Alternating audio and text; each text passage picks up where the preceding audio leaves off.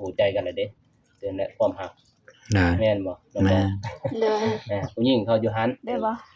โดยจังได้ก็น้องขอให้ FC แล้วก็ผู้ใหญ่ทุกท่านจงฝากกดไลค์กดแชร์แล้วก็กดติดตามช่องบ่าวสายช่องบ่าวสาย Channel ในเด้อเพื่อให้เป็นกำลังใจ แล้วก็เพื่อให้เป็นกำลังใจเฮ็ดคลิปต่อไปเด้อ ครับ โด ขอบ ย คุณ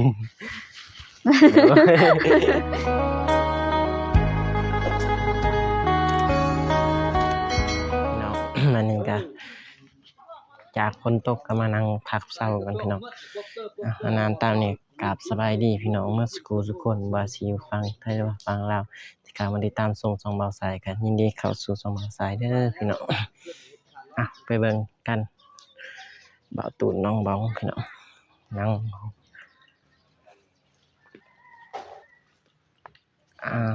สบายดี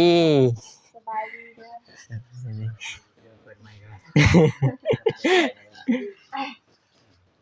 ได้ป่ะมันนี่น่ะได้ป่ะบ่อันนี้ได้ป่ะ ได้แล้ว ได้แล้วป่ะ โดยสบายดีเด้อ สบายดี มีขนมเดือดสำนะฝนตกฝนดินเลย ฝนตกก่อน ยังบ้องเงาเลยซึ่ง นั่น กินฮอดบ่นอน อยากนอนน่ะเลยเว้า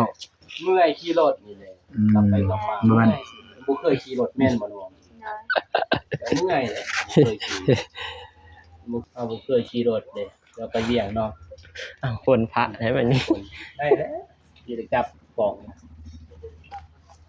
กำลังเคยเห็นบ่ เคยเห็นบ่ข่อยกำลังเคยเห็น กำลังเคยเห็นนี่บ่ น้องบองเคยเห็นแม่นบ่เดี๋ยวก็เห็นบ่ น้องบ่ฮู้แล้วบ่นี่ เห็นแต่อยู่ อ่า ไปผูกแขน ผูกแขนเห็นมือผูกแขน เห็นมือผูกแขน บ่ได้เห็นแบบ แต่บ่ได้ ว่าง บ่ได้ทักทายแบบเป็นการเป็น ตัว ยังบ่ทันทับ แมน แบบสุดตัวแบบนี้แหละ เพราะว่าตอนนั้นก็ยังบ่เตียงแน่เนาะ มันหลายคนเด้แต่นั้นเด้ มันหลายคนหลายยูทูบเบอร์ ผู้ร้ายเด้ หลายมื้อนั้น กินเต็ม กับสาวนุนาสาวนิด จักสิข่าวของใดเนาะ ฝนตกเพียงเลยได้นั่งนี่ก่อน แล้วนั่งแซวกันอยู่นี่ฝนตกซะโอ้ สิอัปเดตนั่นแหละ ได้ ตัวสิอัปเดตแล้วก็สิมอบเงินหยัง แม่นสิมอบเงินให้เบานงเพิ่นเพราะว่า ถาก่อน ได้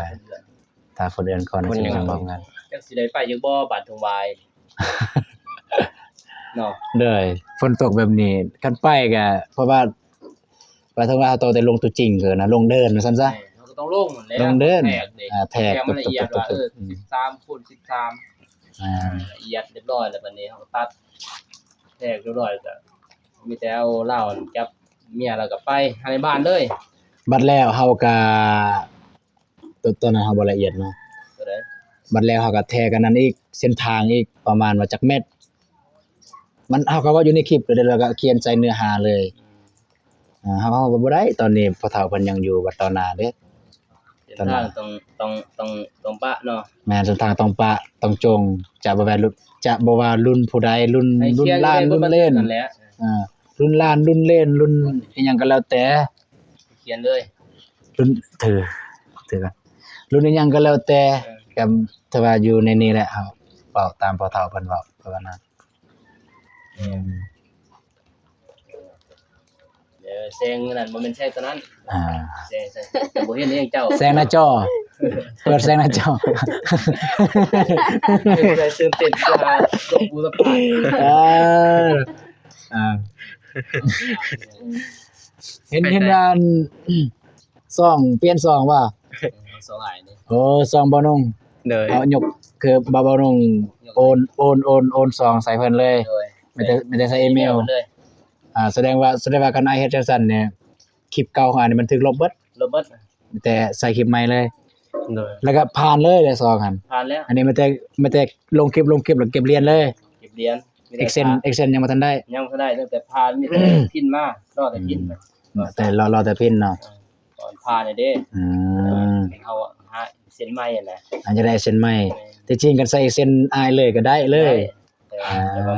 มันสิเสื่อม3วันมันยากเฮาเด้ เอ้าวันนี้ก็ตั้งใจถ่ายคลิปถ่ายเลยมากกว่ามื้อ คู่มือ คือนี่แหละตะกี้นี่อ้ายกับเบานงเนี่ยโอ้ยแบบยังน้องก็เด้ยเนี่ย ถ้าคน หลัก คนต่าง พันหลักพันหลักพัน ห ห ลั ลั ก ก ร้อย พันหลักร้อย ลงแต่เช้า11 โมง12 โมงตอนแรกนี่เอ้ยบ่ตอนบ่ายๆโมงนี่ยังหลักร้อยอยู่บัดมื้อหนึงขึ้นพันแต่เฮาก็บ่ท้อถอยเด้ก็เฮ็ดแล้วยัน ตั้งใจอยากซอยเด้แล้วมันเว้าเรื่องวิวสำคัญบ่มันก็สำคัญ แต่คันเว้าเรื่องเฮาอยากซอยก็ เด้อ วิวมันก็เป็นห้องเลยอยากซอยเด้ละซอยอยากซอยหลายคนแม่น ที่สองก็คือวิว แม่นมันก็ วิว ไปคู่กันเลยแต่นั้น วิวตลาดเฮาก็ได้เงินโฆษณาต่างก็ไปซอยคนนี่ แม่นเฮาก็ไปซอยคนตุนมุกน้ำมัน คือน้องบองนี่แค่นี้เวลาน้องบองนี่พอ FC เพิ่นหลาย แม่นสิมันหลาย เพิ่นสิสนับสนุนเบิ่งให้เฮาเนาะ ห้าม บอง ห้ามมันหนึ่งเนี่ยเวลาไปทายน้องบองเนี่ยห้ามเว้าแนวเสียๆให้กันเว้าแล้วเพิ่นโจมตีเลยเด้อ บ่ยอมย่อเพิ่นเด้เซิร์น ต้องย่องเลยสมมุติเราเคยคาดเนาะ เลย โอ้น้องบองเจ้าคือดุแท้มื้อนี้โอ้นะแบบนั้นเอาต้องว่าแบบนั้น ห้ามบ่ตีเพิ่นได้ แม่ พวกอ้ายนี่บ่ได้มีได้สำน้องบอง เพราะว่ามันถือคลิปนึงแล้วแม่นบ่เฮา แม่น เฮาก็บ่แม่นว่าตอนนั้นว่าเจตนาสิไปแกล้งน้องดอก แต่ว่ามันก็เตือนว่าคือว่าเฮาเห็นคลิปเบาเตียงเนาะหยอกคือบ่เป็นหยังน่ะ แม่ ตอนนี้ เฮาลองเฮ็ด ก็เลยไปเว้าบ่ได้ไปหยอก เอาเราไปเว้าโอ้ยหมู่ดาย่านจักกระทึกคึกโคม ขออภัยแหละพี่น้องเอ้ยสิบ่เฮ็ดอีกเลยแหละสิบ่ไปหยอกไผเนาะสิบ่ไปแกล้งไผแล้วเป็นบทเรียนเด้ ได้ น้องสลีเกือบให้เนาะแต่ก็บ่เป็นหยังดอกขอบ่เตียงเพิ่นเนาะ ได้ อันเฮานี่ก็ยัน คันเฮาเนี่ยโอ้ยย่านกลัวกลัวดินถล่มเลยเฮา บ่ตีเลยเพิ่นก็ฮักเด้บ่ตีเพิ่นได้เพิ่นคือฮักลูกฮักหลานเพิ่นเนาะ แม่น ซ้ำลูกซ้ำเต้าเพิ่นเด้เพิ่นฮักคือน้องบองนี่ก็เพิ่นว่าเพิ่นฮักไปซ้ำลูกเพิ่นน่ะ แม่นเพิ่นมีคนหักหลาย สิโอ้ย FC ไลน์เด้ หลาย เมื่อไรจังได้เปิด2มื้อ 4,000มื้อตา 4,000 ความไวเนาะ เดี๋ยวนี้หยุดแล้ว หยุดจักไปใส่ เอาสองบ่ตูนซะ เอาลงคลิปในสองบ่ตูนก็พอแหละเดี๋ยวเผาเปิดใหม่ แม่นจังได๋ก็ได้ใส่คือกันนั่นแหละได้ใส่นํกัน ก่อนเก็บเงินก่อนตอนนี้เฮ็ดเรือน แม่น เฮ็ดสร้างเฮ็ดซาพี่น้องเอ้ยเนาะว่าแต่เรือนดอกแต่ค่าดอกยังบ่มีบัด แม่น แต่เรือนนี่ค่าดอกเงินน้อยๆได้3ชีวิตคู่ อืม เฮานี่2คน2ต่อ2แม่นบ่ ได้ เข้าใจกันแม่นบ่เอาเท่าใดก็ได้แม่นบ่แล้วเฮามักหากันแม่นบ่ แม่น แต่ว่าพ่อแม่เขาก็เลี้ยงมาเฮาจนใหญ่แม่นบ่เพิ่นก็สิให้ซื่อๆก็เป็นไปบ่ได้พี่น้องเอ้ยเนาะสิให้น้อยเดียวก็คือบ่คือนะเป็นแม่นบ่ ได้ มันก็ต้องอยากให้มีหน้ามีตาหน่อยนึงนั่นน่ะเขาก็เข้าใจเพิ่นนั่นแหละแต่ว่า แต่เราสองคนนี่บ่ว่าดอกคืออายกับเอื้อเจ้าแหละนะ2ต่อ2แม่นบ่บ่หยังก็อย่าเดี๋ยวเฮามาหากันแม่นบ่ เวลาอยู่นํกันเฮาบ่หนึ่งเฮาบ่ได้นอกดีนอกทางแม่นบ่กันเฮากันแหละบ่ได้สิได้มีหัวก็เอาไปหันไปนี่ไปก็บอกเพิ่นว่ามาก็เฮาก็บอกเพิ่นว่าอยู่หันอยู่นี่เฮาก็บอกเพิ่นว่าบ่ได้กินเหล้าเมาสุราอีสังมันก็บ่เป็นหยังเป็นไงเนาะเขาฮู้ใจกันแล้วเด้เรื่องแหละความรัก ได้ แม่นบ่น้อง แม่ บ่ น เลย ผู้หญิงเขาอยู่หันเป็นไงเพิ่นเห็นโตเฮาเฮ็ดตอนนั้นปึ๊บเพิ่นก็เห็นเพิ่นก็ เบิ่งหยัง นะแม่นบ่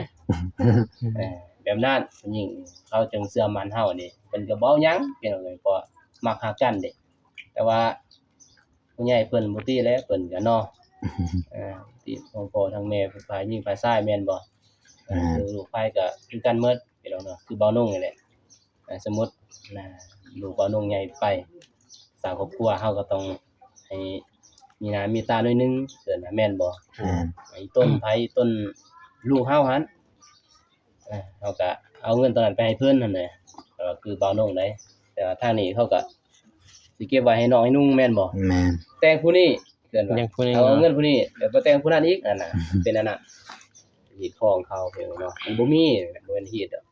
พ่อแม่เพิ่นบ่มีเนาะไปแต่งสมมุติคือบ่ตูนต้องมีน้องบัดนั้นน่ะ โอ้ แต่บ่ตูนนี่มีน้องกันผู้หญิงทราบกันได้เนาะผู้หญิงผู้ชายแม่นบ่กันผู้ชายล้วนๆโอ้ยพ่อแม่ทุกข์ได้เนาะมีแต่แต่ง แม่น หมู่บ่ได้แต่งเฮา อืม แม่นบ่น้องบอง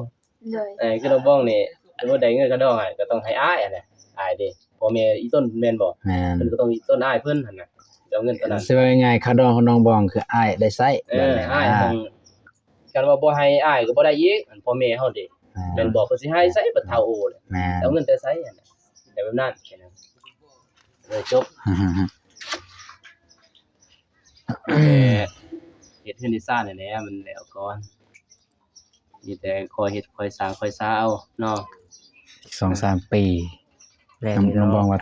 ดีใจอีก 2-3 ปีแล้วเฮือนดีใจ ดีใจอะ เด้อ ดีใจดีใจ โอ้โหข้างหลังตื่น จึงได้ผัวซ่าเพิ่นว่า เอ้ย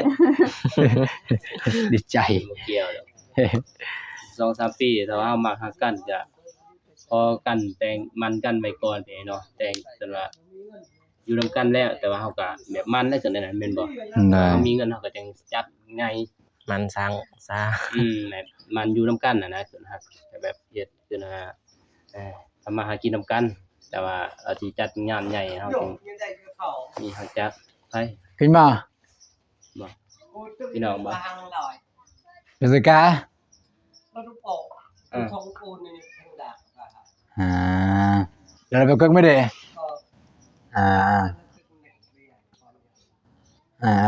ครับมะกอกล่ะมะกอกบ่สุก อ่าคนบ้านเห็นอยู่พุ่นอยู่ธนาคาร โอ้ ตอนเข้าไปเอาเงิ เบาน บ่เราไปฝาก ไปฝากบ่ เราไปฝาก มันบึงหนักย่านนะ แต่ว่าเบิ่งจากกระเป๋าแล้วก็สิมัน ไปเอาเลย เป็นหนักย่านแน่ เป็นคนเฒ่า คน อย่าไปเอาเงิน ได้เด้กาแฟนี่จะเบิ่งนี่จะว่าทำได้เนาะ1 2 3 4 5บัตร ได้ไปเลยแต่ว่ามันครอบครัวหนึ่งมันบ่แม่นว่าครอบครัวเดียวเด้พี่น้องคือเบาหนุ่มว่าได้ผู้หนึงได้4-5แสนบาทเนาะผู้ละ200,000 บาทผู้ละ7-8,000แต่ผู้ละ90,000 80,000บ่แม่นว่าครอบครัวเดียวได้บางครอบครัวก็เพื่อนหันมี3ครอบครัว4ครอบครัวพี่เนาะแล้วมาแบ่งกันบัดนี้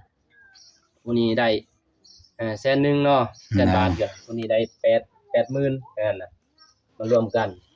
แต่ว่า4แสนบาทก็มีแม่นบ่บางครอบครัวก็มีเนาะ 400,000บ่ อืม มี คือเบาโอเล่เนาะ โอเล่เนี่ยเบิ่ง400,000กลัวซ้ำ 24 200แม่นบ่ กลัวซ้ำ กลัว อันดับ8ไปตื้อเนาะ เกือบตื้อเพิ่นเขามีแล้ว ไปตื้อเงินลาวนี่ก็ถึงล้านเบิดเนาะ ตื้อล้าน3ล้าน ล้านบาท ล้านบาทก็มี ล้านบาท เท่าใด ไปตื้อเพิ่นแหละแม่นบ่ตื้อหนึง 600 ตื่น 600 ถึงล้านบาท 600ป่ะ 600ล้านบาท 600ล้าน 200 ล้านบาท600เนาะ 2ล้านพุ่น อันดับ สองล้าน ได้ตื่น 2ล้านบาท 2ล้านบาท ก็มีเขาได้ไปเลยเพิ่นว่าโอ้บ่ต้องไปทำงานอยู่ไทยหรอ ให้น้องบอมต้องกินปูกาแฟก็พอแล้วบ่ต้องไปทำงานอยู่ไทยเพิ่นว่าไม่มันก็มีบางครอบครัวเนาะเพิ่นว่าดังนั้นดาวไต่บ่ทุกข์แล้วเพิ่นว่าครอบครัวผู้ใดมีคือมีดินมีดอนก็ได้แม่นบ่เนาะ เด้อ แต่ผู้บ่มีคือน้องก็เด้ยนี่ต้องไปรับจ้างหมู่พี่น้องเอ้ยคือน้องบองมีอยู่ก็บ่หลายเนาะ ก็ต้องได้ไปรับจ้างหมู่น่ะมันก็บ่ได้กันพวกมีส่วนก็ได้แม่นบ่คือมีดินมีดอนแต่พวกบ่มีก็คือน้องก็เลยก็ไปรับจ้างหมู่ได้อยู่หม่องปีหนึงก็60เนาะได้บ่ แผบ แต่ จา บ่ ง ได้ มา เลย แผบจางหมู่ปีหนึง50ล้านบ่ฮอดดอกซำนั้น ได้ บ่ฮอดดอกซำนั้นหมู่จ้างก็บ่ได้จ้างตลอดอันไหนน้อง ประมาณ20ได้ แบบบ่ได้แบบบ่ได้จ้างตลอดเลยนะ แม่น ได้เฮ็ดเวียกก็มันมาได้ตลอดเลยจะได้เฮ็ด คือสมมุติมื้อจ้างตัวอย่างว่ามื้อซะมื้อละแสนจังซี่ก็บ่ได้แม่นว่าทุกมื้อเฮาได้มื้อละแสนหั่น แม่น บางมื้อบางวันบางเดือนเฮาก็บ่ได้ สิได้40ก็มีเนาะ นั่นน่ะ บางทีเฮาก็บ่ได้ไปก็มีอ่ะ บางทีก็บ่ได้ไปสิ ในเดือนหนึงมันได้บางทีก็บ่ได้เนาะ แม่ แล้ว น แต่ได้พี่น้อง รับจ้างกับเจ้าของกิจการมันต่างนะ มันก็คือเจ้าของสวนแม่นบ่ แม่น เราก็เลยจะซื้อเขาจักค่าไฟจักค่าน้ำจักค่ากินจัก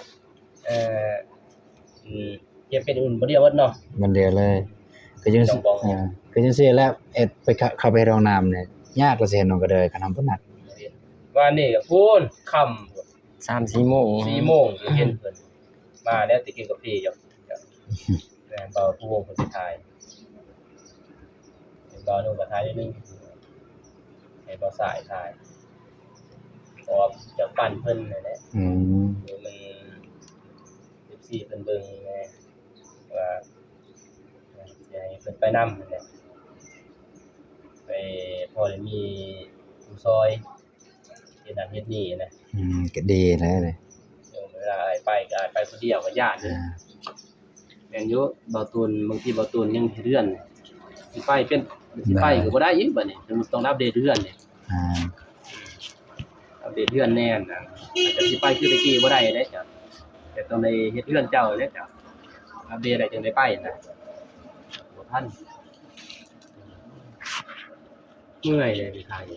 จะสิได้กินข้าวกินน้ำบ่ เพิ่นน่ะเมื่อยเพิ่นน่ะเบิ่งเฮาเมื่อยเฮาแล้วเบิ่งเพิ่นเมื่อยอัน ต่าง นี้ คนต่างเบิ่นเมื่อย แม่น ดีเลยคนละนั่นเนาะ พนัดไทยมันนี่มีแต่ว่า ถาดไฟมัน พนัดแบบนั้นเขาก็ว่าเขาโอ้ม่วนเด้แม่นบ่ แม่ มีแต่ยางเลาะซื่อๆนะบ่ได้ก็ย้ายแม่นบ่ แม่นเลย แต่คือเฮาเนี่ยเฮาคิดแล้วการกินกันอยากอีเนาะทำอะไรนี่ดีกว่าพวกไปรับจ้างเลยพี่น้อง รับจ้างใครอยู่ จะไปรับจ้างนี่จังได๋จะก็ได้เนี่ยแม่นบ่น้องบอง โด คือย มื้อนี้จะไปจะต้องได้แม่นบ่มันบ่ไปบ่ได้เนาะ โดย แนวนั้นเด้รับจ้างมันคือพวกนี้นี่ไปบางทีหมู่บ่ซื้อก็มีแม่นบ่ แม่น ไปซื่อๆจังบ่ซื้อก็มีไป ไปนั่นน่ะไป โอเค ไป ไปพี่น้องเอ้ยไปให้บ่ตูนอัปเดตแล้วก็ มีแต่ เลย เจ้าหน้าที่ 16ได้แล้ว ไป ฝากส่องให้แน่ ไป ชื่อนั่นน่ะ สายชาแนล สาย บ่าวสายชาแนล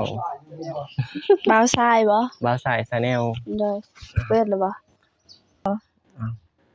ได้บ่โดยจังได๋ก็น้องขอให้ FC แล้วก็ผู้ใหญ่ทุกท่านจงฝากกดไลค์กดแชร์แล้วก็กดติดตามช่องบ่าวสายช่องบ่าวสาย ชาแนล Channel เนี่ยเด้อเพื่อให้เป็นกำลังใจ